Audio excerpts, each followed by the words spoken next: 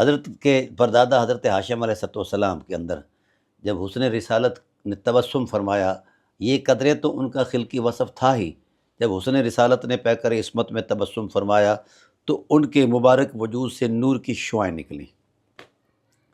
اگر کسی خیمے میں بیٹھے ہیں تو رات کے وقت اس کے خیمے کے ریخوں سے بھی نور کے دھارے نکلتے تھے۔ کیا رومانس ہے، سبحان اللہ۔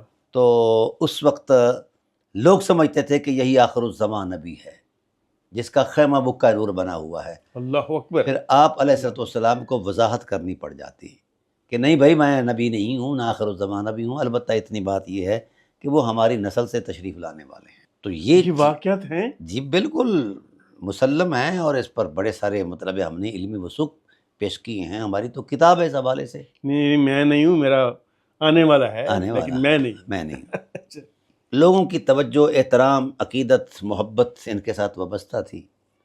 اب جو عبد الشمس تھا وہ کسی قدر کا مالک تو کیا، وہ کسی قدر عظمت کے قریب سے بھی کبھی نہیں گزرا تھا۔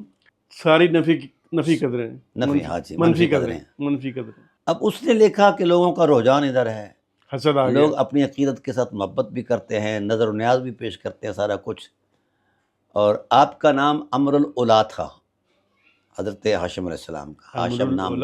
ہاں، تو کثرت سخا کی وجہ سے امر الاولا پس منظر میں چلا گیا نام، اور حضرت ہاشم ٹھہر گیا۔ اب ٹائٹل کے طور پر جناب ہاشم کا نام آتا ہے۔ مد مقابل عبد الشمس آیا، اس کے اندر تو کچھ نہیں تھا، اس نے اپنی جو ویلیوز بنا رکھی تھیں اپنے خیال کی دنیا سے، لوگ اسے پسند نہیں کرتے۔ سو کال انسانیت۔ ہاں، سو کال انسانیت، لوگ پسند نہیں کرتے تھے، لوگوں کا رجوع ادھر تھا۔ تو اس نے کہا کہ یہ اقتدار چھینا جائے۔ اب یہ عبد الشمس ہے یا ان کی اولاد ہیں، ان کے اندر یہ چیز ان کے خمیر کا حصہ بن چکی ہے کہ وہ اقتدار ہی کو حاصل کرتے ہیں، وہ جیسے چاہیں جائز ناجائز طریقے سے، ہاں، جو کچھ بھی ہو۔ اب اس حوالے سے حضرت ہاشم علیہ السلام کی ذات کے ساتھ لوگوں کی عقیدت، محبت، احترام کا رشتہ دیکھ کر وہ جل بھن گیا، کیونکہ اندر وہ چیزیں نہیں تھیں، نہ حیا، نہ وفا، نہ سخا۔ تو کہنے لگا کہ یہ میں بھی قریشی ہوں، یہ مجھے دیا جائے منصب۔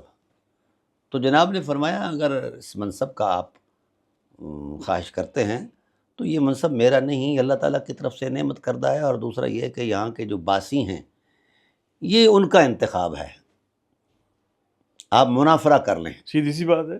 اور منافرہ جسے ہم الیکشن کہتے ہیں اپنی زبان میں، اب جب وہ منافرہ طے ہو گیا، اس میں یہ بھی شرط طے کر دی گئی کہ جو شخص منافرہ ہار جائے وہ مکہ 10 سال کے لیے چھوڑ جائے اور شام چلا جائے۔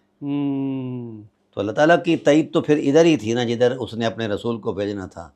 تو کسی نے قبول نہیں کیا عبد الشمس کو، جس طرح آج امویوں کو کوئی قبول نہیں کر رہا مسلمان۔ اس کی وجہ ان کے رویے ہیں۔ آج ان کے چراغ روشن نہیں ہیں۔ ہاں، نہیں، ختم ہو چکے ہیں، وہ پس منظر میں ان کا نام عبرت کے طور پر لیا جاتا ہے، عبرت کے طور پر، اور ان نفوس قدسیہ کا نام، اہل بیت کا نام بطور نصیحت لیا جاتا ہے۔ سجدے ہو رہے ہیں، درود پڑھا جا رہا ہے۔ ہاں جی ہاں، درود۔ تو قرآن کریم نے بھی اسی چیز کی نشاندہی فرمائی۔ اب ہوا یہ منافرہ ہوتا ہے، یہ ہار جاتا ہے، پھر اس کو حسب وعدہ جانا پڑتا ہے، شمس کو ہار جاتا عبد الشمس۔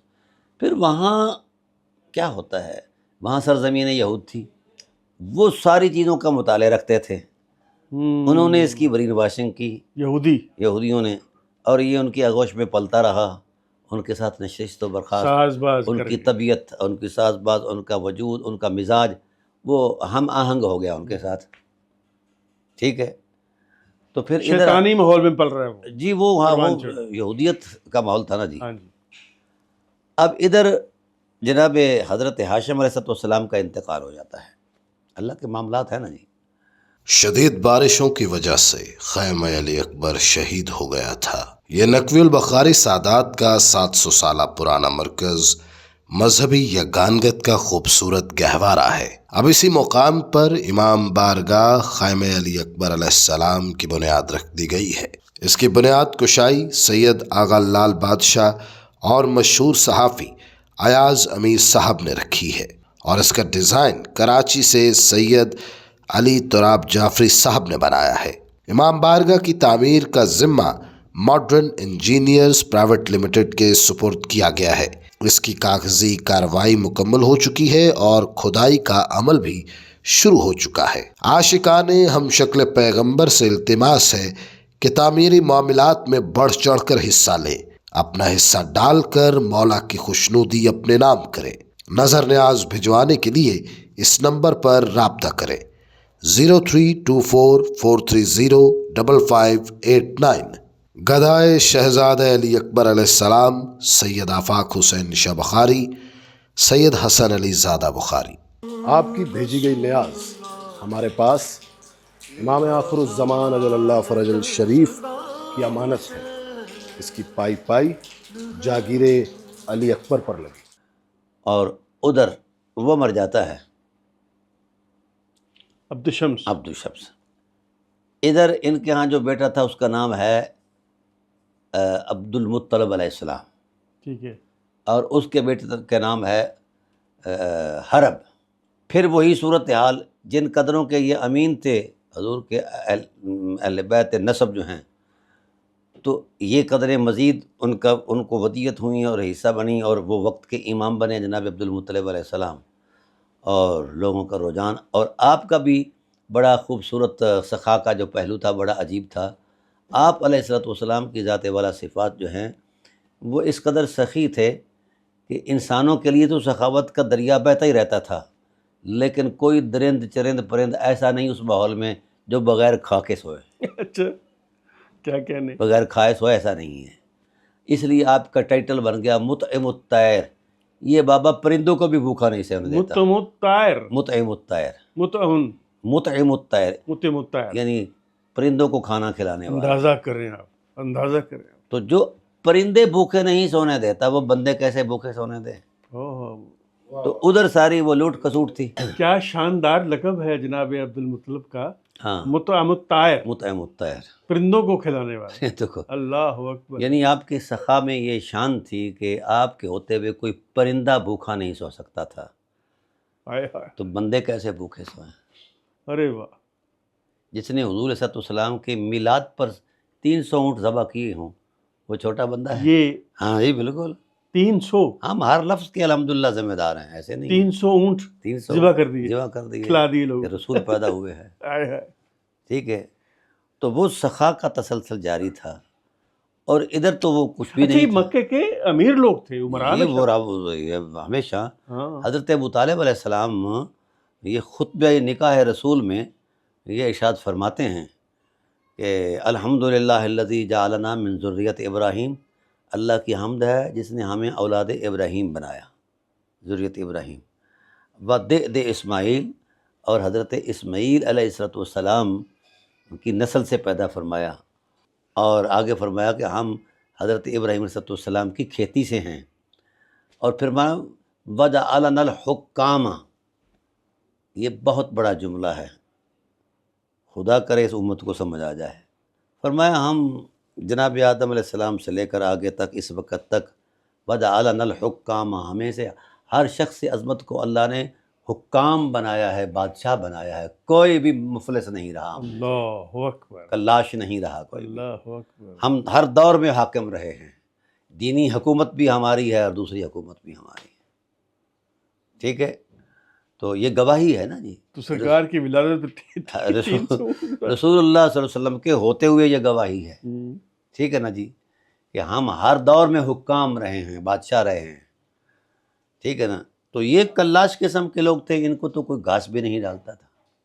اب یہ جل بھن گئے، بہت بڑی حقیقت بیان کر رہے ہیں جی ہاں، یہ جل بھن گئے، آپ۔ تو انہوں نے پھر وہی ڈرامہ لگایا جو عبد الشمس نے لگایا تھا، تو پھر وہی معاملات طے ہوئے، عرب نے، ہاں حرب نے، تو پھر بھی وہی معاملات طے ہوئے۔ تو اب ان معاملات کو جس وقت بروئے کار لایا گیا تو وہ یہ ہار گیا منافرہ، پھر اسے حسب وعدہ پھر شام جانا پڑا، باپ بھی یہود کی آغوش میں مرا ہے، یہ بیٹا بھی ادھر عرب، شام میں۔ جی ہاں۔ تو اس لیے ان کے مزاجوں پر یہودیت غالب رہی ہے، وہ ان کی مکاریت، ان کی مکاری اور ان کی عیاری اور ان کے سارے ان معاملات، کی چلاکیاں، ہاں چلاکیاں، یہ سارے Yes. ظلم اور بربریت، A سخت دل ہونا، man is known by the company he keeps. سنگ دل ہونا، اس طرح کے یہ سارے اخلاق ان سے لیے انہوں نے۔ ٹھیک ہے، اسی لیے تو کسی صحابی کے قتل کرتے وقت کبھی ان کو رحم یہ نہیں آیا، بات ہے، ٹھیک ہے۔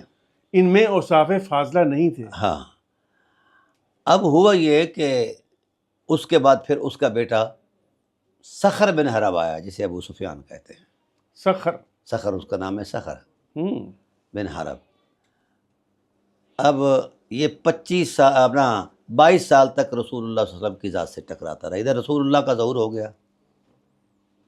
وہ اب رسول اللہ صلی اللہ علیہ وسلم تو شرطیں ورتے نہیں دیتے تھے نا، آپ تو قرآن سناتے تھے یا اپنے اخلاق کی حرمت کو پیش کرتے تھے بطور دین۔